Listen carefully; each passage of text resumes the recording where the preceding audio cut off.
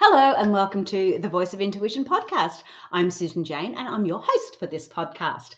And today, oh gosh, I say this every time. I do apologize for those who listen all the time, but I say it every time because I love the guests I have on. And today we've got a really exciting talk because we're talking about near-death experiences.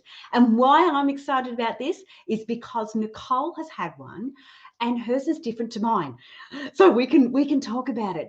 This is going to be really cool. But before we go any further, could you please like, share, and subscribe to the podcast so we can get it out to everyone? This is really interesting because one of the things that happened with me is that I wasn't aware that I had a near-death experience until I read a book about them, and it was probably 15 years later. I read a book and thought, oh, this sounds interesting. What's this all about? And read this book and then realized in this book, it had examples of other people's experiences. And as I'm reading it, I've gone, oh, wow, that's a bit scary because that's what happened to me. And it was little bits of different ones. So it was really interesting. And again, I didn't know I had it until well and truly later. And this is what's really important about listening to the podcast and getting an understanding of it or purchasing books. You start to learn more about the things that have happened to you that you weren't even aware of half the time, or you didn't understand what they were. But with no further ado, we're going to have Nicole on. Welcome to the show, Nicole. Thank you, Susan. I'm delighted to be here from North Carolina in the United States. Yes, so it's 7 p.m. with Nicole, and here on the Gold Coast in Australia, Queensland, Australia, it is just gone 9 o'clock in the morning. That's why it's so dark here. We're about to go into daylight savings time, but it's getting dark here really early. So yeah. Wow. All right. I want to get an understanding first before we talk about near-death experiences. I want to get an understanding of your background a little bit because you were in wasn't the Army, it was the United States Air Force Academy. Air Force, that's right. Yes. Sorry, I did sort of stalk you a little bit on your website, but I couldn't remember all the details. Doing your homework. So I want to get a bit of an understanding of your life up to now, because you can touch on when you had that near-death experience, but I want to get a little bit of understanding of how you've got to where you are. It's a little bit more about you before we go into the details. Yeah, absolutely. I grew up in Jackson, Mississippi, which is southern United States. So very much, I would say, in the 70s, where it was pretty racially charged, a lot of forced integration.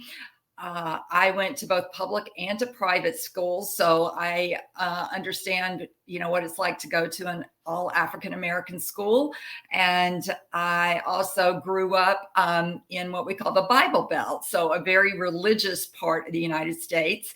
My mother was Lutheran. My dad is Southern Baptist. So we got a double dose of religion every Sunday and Wednesday. So spent a lot of time in church. And interestingly enough, both of those theologies both claim that they have the right way to God, right? And so, it's just different rules, so to speak. So grew up with that. And then, of course, the South is known for its fried food and sweet tea and all that good stuff. So we have, unfortunately, a lot of chronic diseases down there with people. And it's unfortunate, but it's just a way of life, for people there.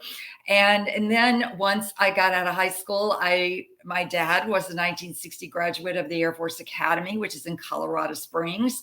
And he wanted one of us 4 kids to go. And I signed up because I wanted to be daddy's girl. And I have 2 brothers, but they didn't have the academics or the eyesight to get in. So I stepped up for that. And in 1976, the U.S. decided to admit women to their military academies. So that's West Point, the Air Force Academy, the Naval Academy, and integrate the women with the men. So the first class to graduate was 80 and mine was 86. So you can see I was one of the first women that was in the academy. And it was a very abusive environment. I'm not kidding. It was sexually abusive because you have 4,000 guys and maybe a couple hundred women. And you had physical abuse going on, especially as a freshman. The hazing does go on. It's part of the ritual, the tradition, to kind of crap on the lower classmen, and then you had emotional and verbal abuse. They were constantly yelling at you and not nice names. It's all designed to break you down as an individual and then supposedly build you up as a team. So I knew when basic training came that this place was not for me, but I couldn't quit. I couldn't deal with being a failure. I couldn't even imagine going back, because it's so much work to get in the academies. You have to have a congressional nomination. You have to do good on your academic scores, your physical scores. It's just such a arduous process. And the shame would have been too great. I just couldn't do it, but I knew my soul was in the wrong place. I was not meant to. Ultimately, the military, is called on to defend the country, which means you are taught how to kill people. And that's just not who I am. That's not what my soul is about. But yet that's what I was in there doing. I was learning how to shoot guns. I was learning how to, go on combat courses and things like that. So anyway, my sophomore year is when my crash happened. And that was when my near-death experience happened. And it took me 4 months in a hospital, 8 months of physical therapy to recover from it. But my memory of the crash did not come back for 19 years. So I went on with my life in that 19 years, but I was having a lot of problems. I developed an eating disorder. I did not get any psychology or mental health help during that time. My parents did not believe in that. They believed that Jesus and God were my counselor, and that just wasn't true. I needed mental health. I was in a lot of pain. I was in a lot of trauma, and you need to heal those trauma wounds, or you're going to keep going down this spiral. Yes. So that when the memory came back, I had gone to school and I graduated from Southern Methodist, which is in Texas, and I got a degree in public relations.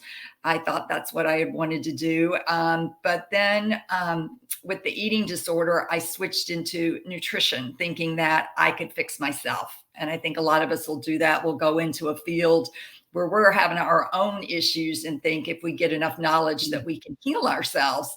And of course, this isn't about the food. An eating disorder is about, lack of control in a situation. It's about mental issues. So it's not about eating a controlled amount of food. And I didn't know any of that, but went on to become a registered dietitian, nutritionist, and try to help other people with their eating disorders.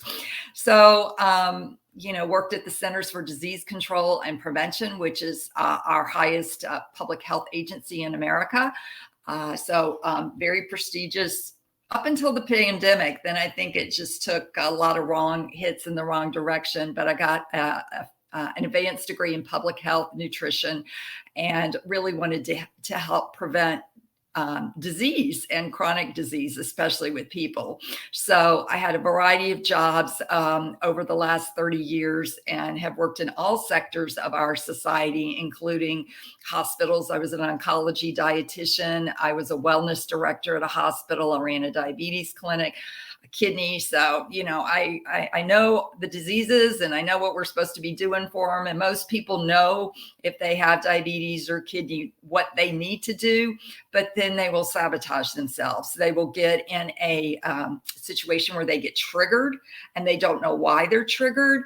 And they'll want to reach for for the most part, comfort food. That's why you can know, okay, I don't need to be eating this whole pint of Ben and Jerry's, monkey chunky or whatever it is. But when your prefrontal cortex up here is what makes all that executive reasoning decisioning, right? So that amygdala in your back, those two little almond shapes, man, you get triggered, it just hijacks that prefrontal cortex and you get into fight, flight, or freeze. So you're not going to make a rational decision about Ben and Jerry's or pizza or whatever kind of comfort food. You need that dopamine hit because this is too uncomfortable for you. So I started realizing I could put people on diets, and it's like, okay, this isn't working, because you get stressed out or you get triggered and you go back to what you know to comfort you, whether it's food or shopping or whatever. But in my field, it was people going back to food.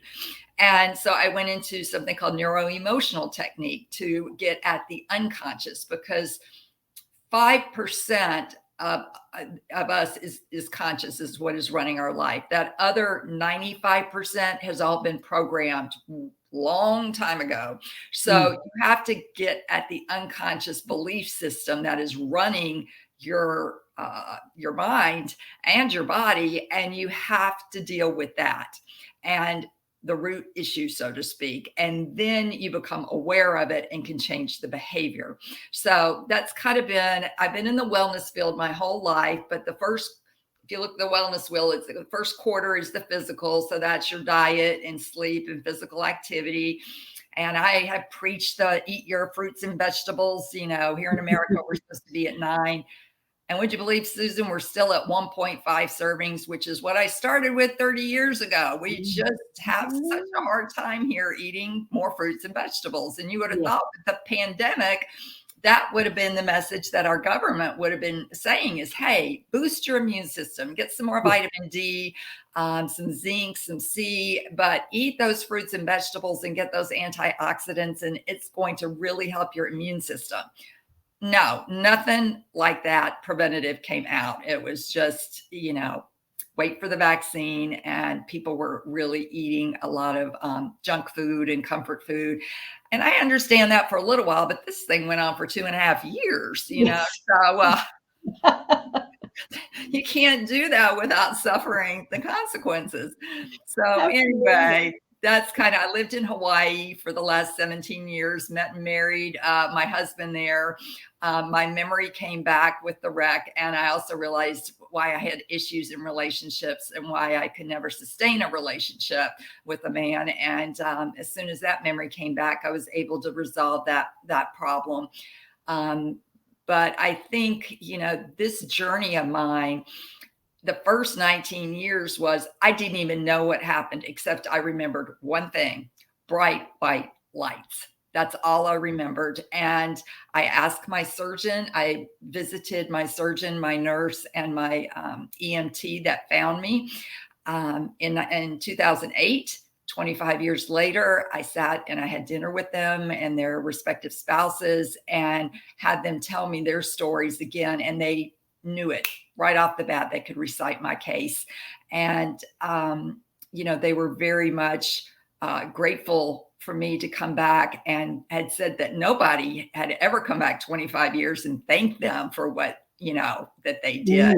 And I didn't do it to get those kudos. I was really, they were a super team, and I needed a super team to work on me because I was pronounced dead at the scene. So it's been a long trajectory and then when my memory came back, that started pretty much my spiritual journey. And that's been evolving. And I spent 13 years writing this book. Okay. You Are Deathless. So, I have so many writing prompts in my computer, Susan. I'm surprised it hasn't blown up the cloud. It is just, it is. By nature, I was raised science. Okay. CDC is science. So I know how to write peer-reviewed science articles, but writing a book for an audience that's the lay people is completely different. And in this, I exposed, and I was vulnerable, and it doesn't, I told my truth, and it needed to come out. It helped me heal to write the book. It really It's did. very cathartic, isn't it? Yeah. And I think that's why it's become a bestseller here. It's only been out 2 months, and it's already sold over 500 copies, which most books, I don't know if people know this, most books, 10% of books will sell over 500 copies. The majority don't. They sell 100, maybe 200.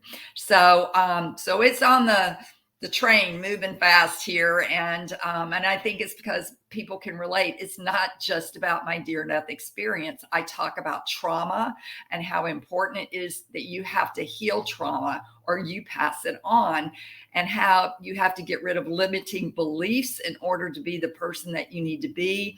And I talk about the 10 common lessons from near-death experiences, and they're all positive, because in our culture in America, death is really seen as doom and gloom.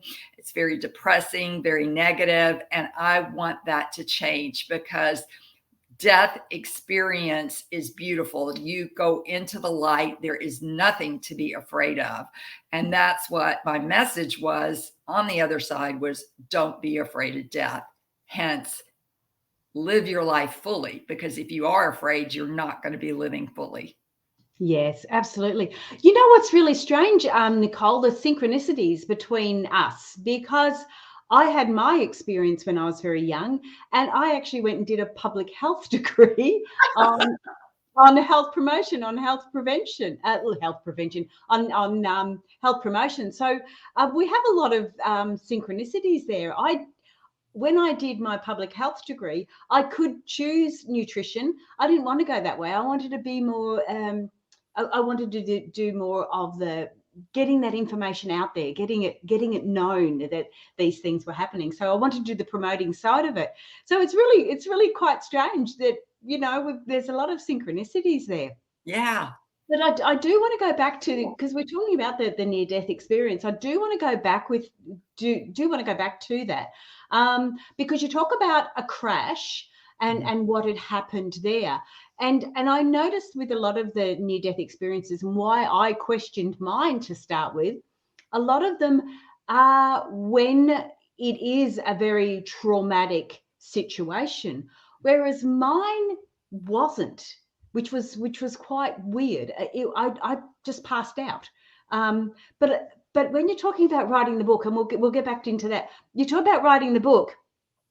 I've done my first book, which was one I downloaded from the ethers. That's all done. That took me 3 years to do, and I'm just pushing that forward now. But I'm halfway through another book, and once you start writing a book, you do, like you say, get into it. This one is more about my life and how you can learn to trust your intuition. It was more about my life, and I talk about my near-death experience in there, and a very, very violent attack that I had, and it is cathartic. It's so. I read over the story again, and I'll come into tears again reading my own story. It's like, well, I know the ending, I know what's going on, and yet you still feel it and you still go through it. So I can't recommend it highly enough. Writing a book is so, even if you never put it out there, it is so good for you. But let's go back. Sorry, I've just gone off tangent. No, it's true. It's true. And it's you have to be disciplined about it. And that's very, very hard for us. It's like even journal writing, what you can do it for a while. And then if you're not getting the results that you want, or for whatever reason, you put it aside, but you have to keep pushing yourself. So for those out there that are doing this, you have to be persistent, and you just have to trust the divine timing if it's meant to get out to people. And that's the way I knew I had a message, and I just was like, well, that's a pretty big message. How in the world am I supposed to get that out?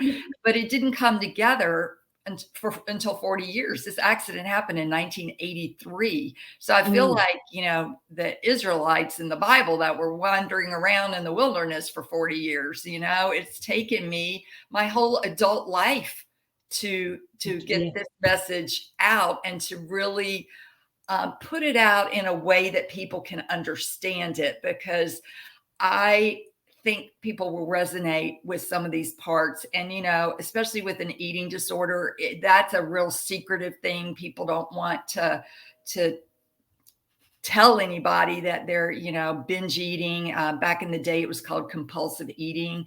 And, I suffered with that for 20 years. It did not stop until I got married, actually, when I was around 40. So I understand the pain that people are in when they're just shoving food down their mouth. And, I get it in terms of sexual abuse, because the accident turns out the guy was trying to make a sexual pass at me. And, I said no, and then he turned the wheel and we were in a Corvette convertible and spun out. So, that was my issue with men, is I was scared if I said no to them that unconsciously I could get killed. And so things like that start to make sense when you remember. So when you're reflecting back, that's when you start to get that understanding. And I know I did that exactly the same. Like I said, I didn't understand what had happened until 15 odd years later, when, I was doing my spiritual connection, reading books and everything else. And then I started going, well, hang on, that situation, and you start to reflect back and you get a better understanding of it. As you get a better understanding of it, you can learn to grow. When you know something, yes, you know where you're going and you know what you're doing. So that's why it's really important. But I do want to go back to the crash, and I want to go into a little bit more detail about that side of it if we can. If that's all right with you. I even got a picture. Oh, hang on, let me go to full screen for you. Hang on. Oh, that's what was left. Whoa. That was left. Yep. Yeah. Gosh. Yeah, it was, that's my side. It was completely, and it's in the book too. I do put pictures in the book so that people can, relate it. I always wanted to be on the front page of the paper, but not like that. Not like that, No, and then this was, that was the first picture taken to me about 4 weeks after the crash, Wow. So. All right. So give us a little bit of a lead up to the crash, and then where it went from there. Yeah, my soul was in the wrong place. I'm just going to be honest with you. And I was getting deeper and deeper into the system, and the academics were getting harder and harder for me. I am not the mind of an engineer, yet I was taking electrical engineering, mechanical engineering. I'd already made a D in organic chemistry. I'm not biochemistry. I did okay in, but I'm not that science kind of electrical engineering, aeronautical engineer type of brain. But yet that's the curriculum at the academy. And I was just like, oh my gosh, I'm going to fail out of here, So I was dealing with that aspect of it. And also the fact that there's no fun there for me. It was just constant. My adrenal glands were just on constant go, go, go. There was just, here's the next thing. Here's the next thing. There's no downtime. There's no, at a regular college or anything like that. It's just, you have so much to do all the time in the different aspects. So I knew I didn't want to be there, but I still, even in my sophomore year, I couldn't quit, and the first time was basic training. And I'm like 5'11". Okay. I used to model, and here I'm in fatigues with a gun trying to get through an obstacle course. And I was like Private Benjamin, it was just like, this is a joke, I'm just like, why am I doing this? And it was to please Dad.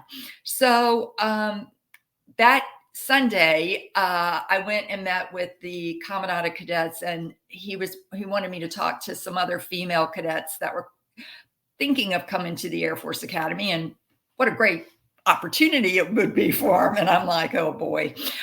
So I did it, and then went and joined my squadron, which is about 100 people, all different levels of first, second, third, fourth year. And they were doing like a kickoff for the year. It was August 28th.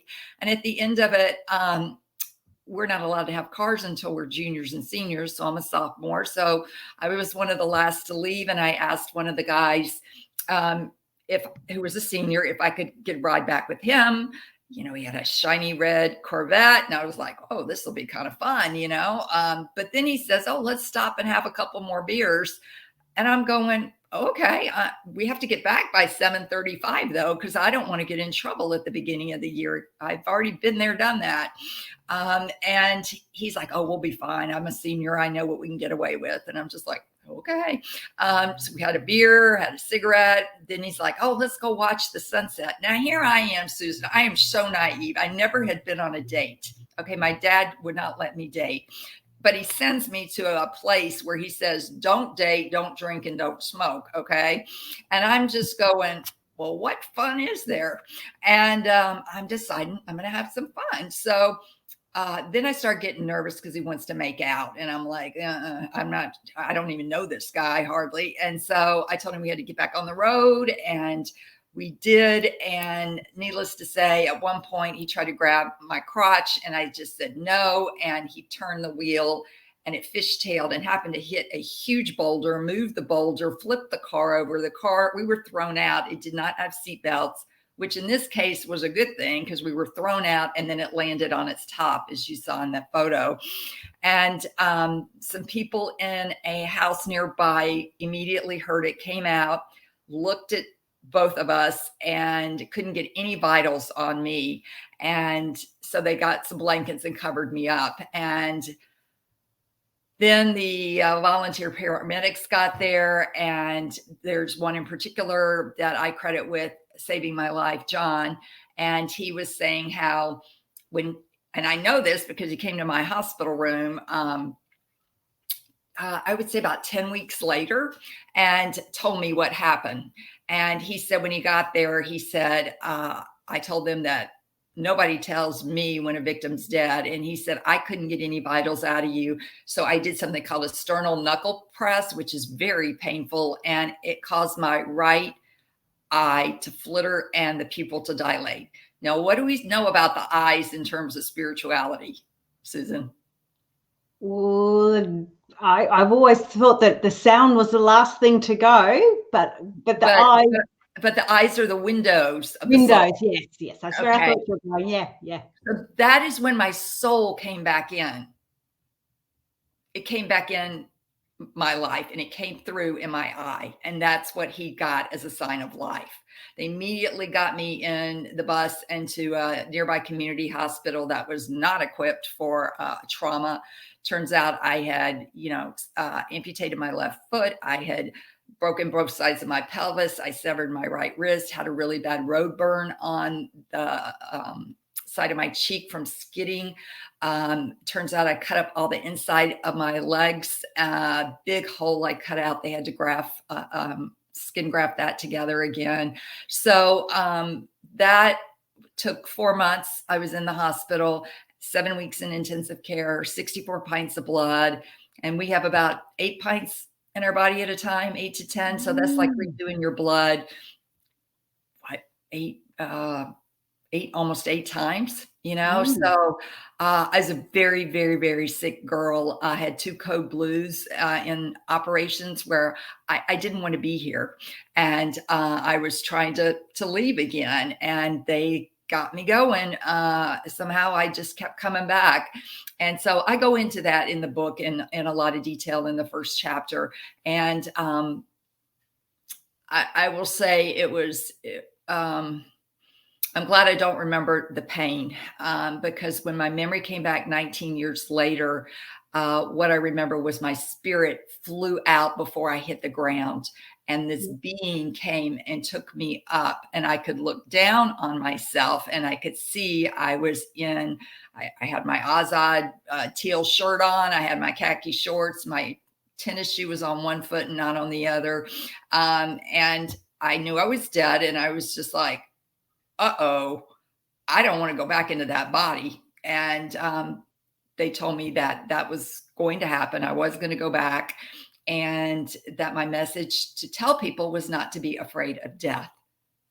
And I was like, no, Please, I love it up here.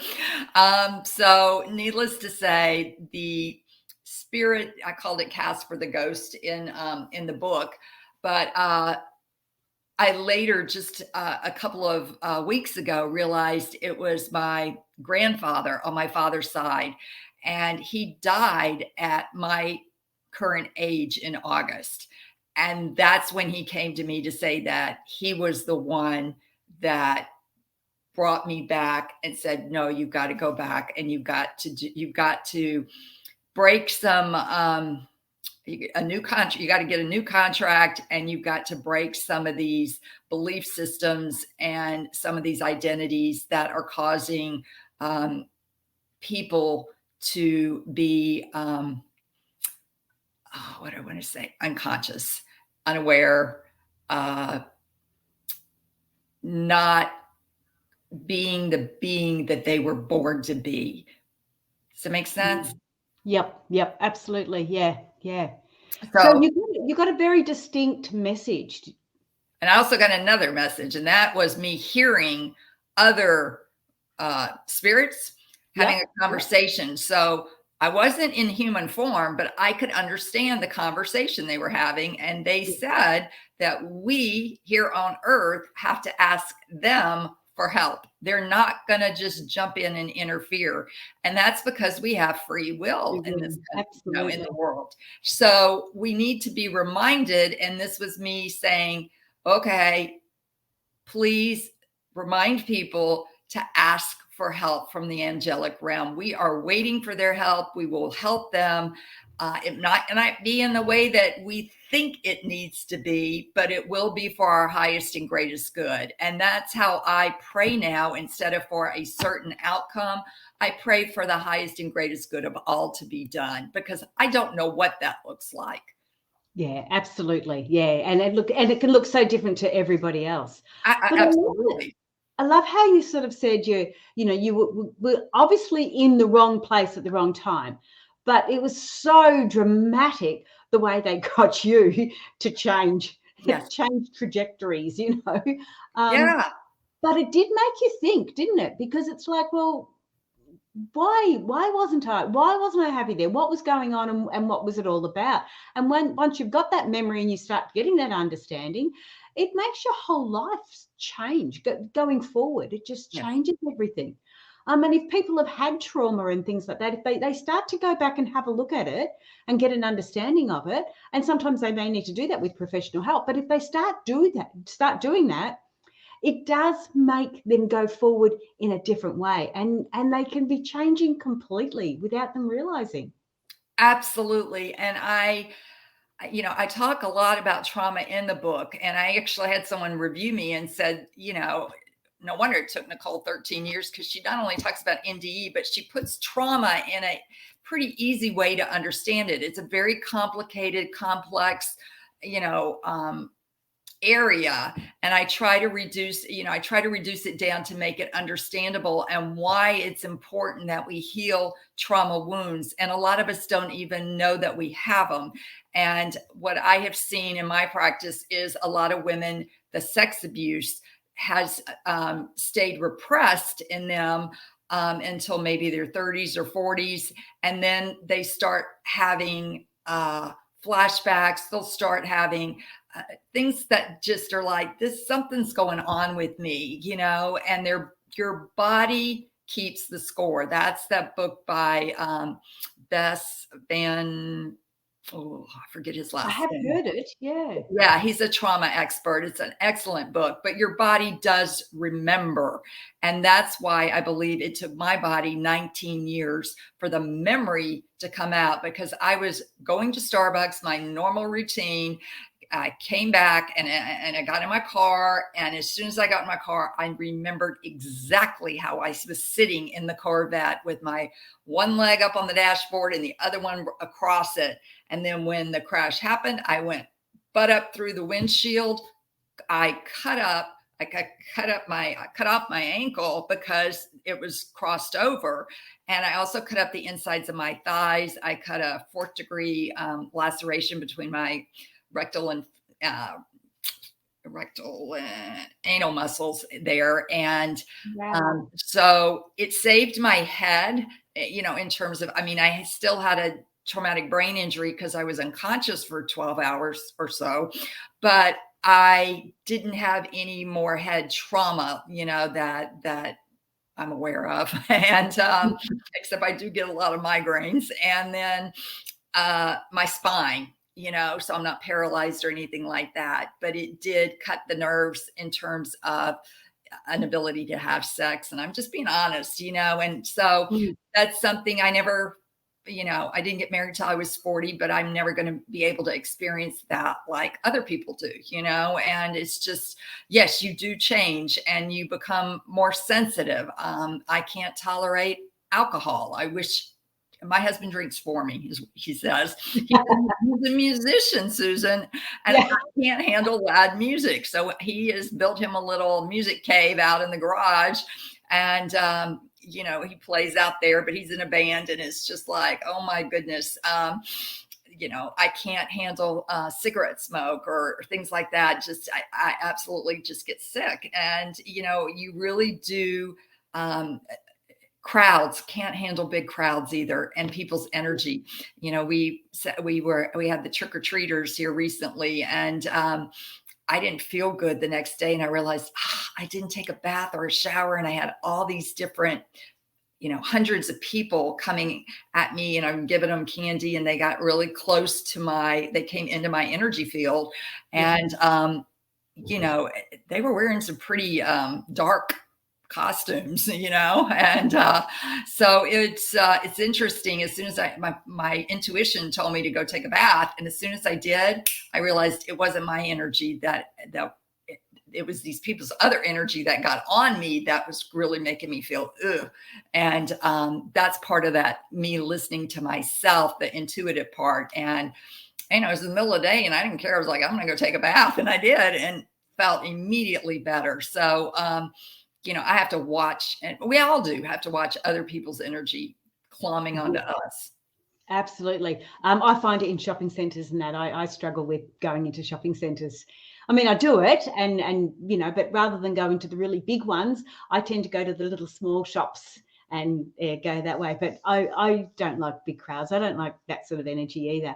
And one of those things is to bubble yourself, put the protective bubble around you and look after yourself in that way too. But yes, people don't realise how much, how other people's energies affect them so much. And having that near-death experience I think it allows you to get that understanding, because you're coming out of that physical context and going into that spiritual, where you're, even though you talked about like an angel picking you up, or as you said, it was your grandfather picking you up, as or you called him Casper the Ghost to start with, but we say it that way because it's easy for us to understand it, because that is logical. Like in a crazy way, it's logical, because you picture, as soon as you said it, I picture something, a person holding you, whereas in reality, you're not a person. And they're not a person, In reality, it's spirit with spirit. But we have to put these images into it for it to make sort of sense in a strange way. And But yeah, and I don't mean to interrupt you, but I think that's been a really big issue with the concept of God, is we put God in an image, well, religion has, that he's we personalize that. Yeah, there's a devil down in the hell, and then there's God with the white beard that's got, he's judging everyone and keeping track. He's dual. He loves you. He protects you on one hand, but yet you experience the wrath of God or punishment, or what do I want to say? Just criticism. So, it's really, you don't really realize how, as a young kid, you really get imprinted with those belief systems that if you're not a good girl or a good boy and you're breaking these rules, that you will die and you will go somewhere bad. You will be separated from God. You'll be separated from your family. And that causes a fear that is terrifying. for anybody to think they're going to be alone. And it's that judgment too. It's like, God judges, and no, God doesn't judge. And that's one of the 10 common lessons that I talk about is there is no judgment. There are no mistakes. You don't even go there, And I can tell you that white light, it wasn't the operating room light. It was what most near-death experiencers see. Raymond Moody, who coined the term near-death experience, said that is the most common characteristic that people that have near-death experience is though seeing the white light. And what I realized about that is there on the other side were so many colors. They all don't fit in that 64 Crayola color box, right? They're absolutely. Yes. There's more colors. And that's why I love the rainbow and I love color, and I was just like, the music was so, you can't say it was flute. You can't say it was a musical instrument. It was just amazing. Yes. Yeah, it really, it's hard to put any of this in words. And I think we all struggle with it because of that. But you think about the color white. We all say it's a clear white light. What does white do? White absorbs all the other colors, right? So when you think about it, this is the way I like to think about God. There's nowhere God is not. And God is this energy of white light that really is all the other colors combined. And you're just bathed in it. And that's why you feel like an astronaut floating in space, and you feel like this, you're in a cocoon and just so safe and so loved and so blissed out. It's like, oh my goodness. I had a little 6-year-old client and I was working with her, and her parents were sending her to a very fundamental church. And I asked her how she sees God. And in the book, I talk about this, and she eagerly says to me, well, Nicole, God, and she said it straight out, God is a blue spirit with colors and balloons and all different colors. And it has no head, but it can talk. And I just thought, clearly this little girl is still having a direct experience with God. There's no filters from other people involved. And I hope that she will maintain that, because I think she's more on track than anybody. Yeah, absolutely. A lot of the kids are, aren't they? Yes. We're starting to get a little bit low on time now, Nicole. I do want to mention your book again. So it is You Are Deathless, a near-death experience taught me how to fully live and not fear death, by Nicole Kerr. Where can we get that? From your website, or can we get it on Amazon? You can get it at Amazon in Australia.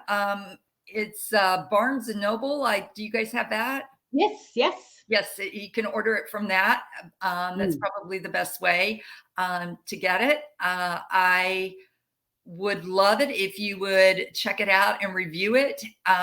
You can go on the US site and you can see the reviews on it. And I just, wanted to write this book in order to help people, to really help them understand that death is not something to fear. And if you're in fear, and I actually put a checklist of fears that you may experience about death, so that you'll get the conversation started. Do you worry about not having a legacy, or what's going to happen to your family? Things like that. And then there's book club questions. So if you do a book club and have my book as your book of the month, then if the time works out, I'll be happy to pop in on Zoom for about 30 minutes and talk to your book club about whatever questions they may have for me, because it's the book is really, like I said, it's more, the NDE was the spark that that started my spiritual transformative experience. And I don't believe in the duality of God anymore. And that was never true. It was always designed to keep us in fear. And we've got to focus on the positive things that await us. We're never alone. And that's another one that people really get concerned about is I'm going to be alone. But as soon as you close your eyes, you are met with your angels, your deceased loved ones, they're around you. You are not alone. And I want people to really get that, because during the pandemic, people weren't able to go be with their loved ones and they were really upset. But I think that's more about the person that's still in the human form, and you are deathless. It is your soul lives on. It is, I'm calling myself an eternality advocate now, because your soul has this long trajectory. Okay. And that's what is eternal. And I want people to know that everyone and everything is connected. And this is where we are in the United States with this division that we have, this hate, the racism, all of that, because what I do affects you, Susan. It affects everyone. And the whole COVID pandemic was a test to see, where are we as a country or as a world about, can I put aside, what I want for the betterment of public health? And, it was shocking to me to have a public health degree and to have people saying what they said and say, oh, we don't need a mask, or I don't need this. And I'm just like, oh my gosh, but the number one lesson is we don't die. Our souls and spirit live on eternally. And it's a beautiful thing. We go back home and we do a life review at the end to see what we needed to change. But I want to just leave it with love is the most important thing, and to love yourself unconditionally. And that is the journey we are all on, because most of us grew up with conditions put on the love that we received. And usually it was performance based. Yeah. We've got to go. We've run out of time. Thank you, Nicole. Thank you so much for being on the show. You're welcome. I thoroughly enjoyed it. Blessings to everybody. Don't go away. I'll be back in a sec. So guys, jump on Nicole's website. So it is NicoleKerr.com. NicoleKerr.com. You'll be able to see the book there, all about the book.